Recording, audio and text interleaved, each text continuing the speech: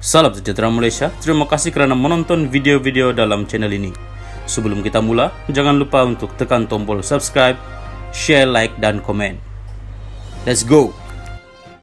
Salam sejahtera dan selamat malam kepada semua pendengar.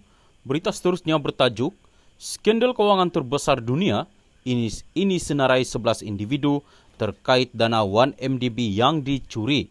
Berita penuh, penyelewengan ratusan juta dolar daripada syarikat pelaburan One Malaysia Development Berhad 1MDB menyaksikan kes berprofil tinggi itu sebagai skandal kewangan terbesar dalam sejarah dunia.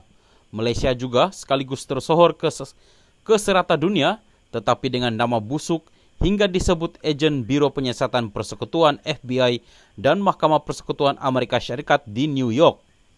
Sekurang-kurangnya 11 individu termasuk bekas Perdana Menteri Malaysia Datuk Seri Najib Razak disebut dalam salah guna badan pelaburan yang mulanya ditubuhkan sebagai Terengganu Investment Authority TIA pada tahun 2008 itu. Ikuti kupasan tokoh, wartawan veteran Datuk Abdul Kadir Jassin yang antara lain menegaskan jenayah kleptokrasi membabitkan 1MDB ini bukannya konspirasi politik seperti disangka sesetengah pihak.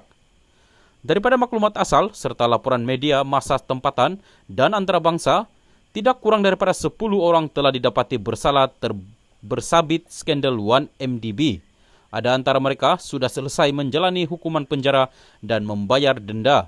Adalah juga yang sudah didapati bersalah, dijatuhkan hukuman dan di dalam peringkat akhir rayuan seperti Muhammad Najib Abdul Razak. Mereka dibicarakan dan dihukum di Singapura, Emiria Arab Bersatu, UAE, Amerika Syarikat dan Malaysia. Jelas, daripada tindakan tiga negara asing itu, mereka tidak mahu melengah-lengahkan penyudahan episod kotor 1MDB tersebut. Singapura membicarakan dan menghukum penjenayah-penjenayah kola putih ini seawal 2016. Kalau kita masih ingat, skandal ini mula terdedah pada 2013 apabila Jolo berbelanja sakan di Pulau Pinang ketika pilihan raya umum tahun itu. Di Malaysia, yang berupa negara tuan rumah kepada 1MDB, perbicaraan masih berjalan. Berhati-hati mengulas jangan sampai dituduh contempt of court. Carian atas talian yang saya lakukan mendapati watak-watak berikut telah atau sedang dibicarakan, didapati bersalah dan dihukum. Majoriti telah atau sedang menjalani hukuman penjara. Kalau ada yang tercicir, saya mohon maaf.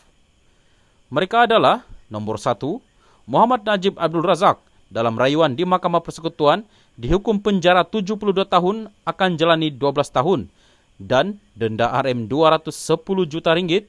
Dia menghadapi beberapa kes lagi berkaitan 1MDB termasuk saman sivil. Nombor 2, Yeo Jae Wei, bekas eksekutif bank BSI di Singapura dihukum penjara 54 bulan oleh Mahkamah Republik itu. Lesen BSI dibatalkan. Nombor 3, Yak Yeo Chi, bekas eksekutif bank BSI dihukum penjara 18 minggu oleh Mahkamah Singapura. Nombor 4, Yvonne Seo Ye Fong, bekas eksekutif bank BSI dihukum penjara 2 minggu oleh Mahkamah Singapura. Nombor 5, Jens Strozenanger, bekas pengurus Falcon Private Bank AG dipenjarakan 28 minggu oleh Mahkamah Singapura. Lesen bank itu di Singapura dibatalkan. 6, Kadim Al-Kubaisi, bekas Ketua Eksekutif International Petroleum Investment Co. IPIC Abu Dhabi, dipenjarakan 15 tahun oleh Mahkamah Jenayah Abu Dhabi pada 2019.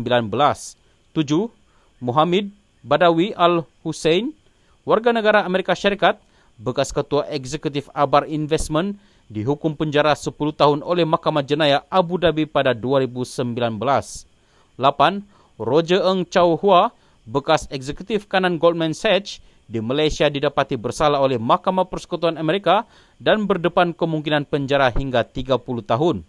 9, Tim Lesner, bekas pengurusi Goldman Sachs Asia Tenggara mengaku bersalah di Amerika tetapi belum dijatuhkan hukuman. 10, Tan Kim Long, dikenali sebagai Fat Eric, orang kanan Jolo. Tahun lepas Mahkamah Tinggi Kuala Lumpur memerintahkannya membayar hampir RM 68 juta tunggakan cukai dari 2010 hingga 2013. 11, anak tiri Najib, Riza Saharis Abdul Aziz, anak Rosma Mansur dengan suami pertama, dilepas tanpa dibebaskan oleh Mahkamah Session Kuala Lumpur pada 13 Mei 2020 atas tuduhan pengubahan wang haram AS 248 juta, kira-kira RM1.25 bilion ringgit. Berkaitan penyelewengan dana 1MDB, dia dilaporkan membayar balik sebahagian duit curi itu. Persoalannya, apalagi yang kita nak kata kalau ada lagi manusia yang masih diperbodohkan dan percaya bahawa ini adalah konspirasi politik. Mendedahkan kejahatan dan jenayah bukan konspirasi. Ia adalah kewajipan, apatah lagi kes macam 1MDB yang satu dunia tahu.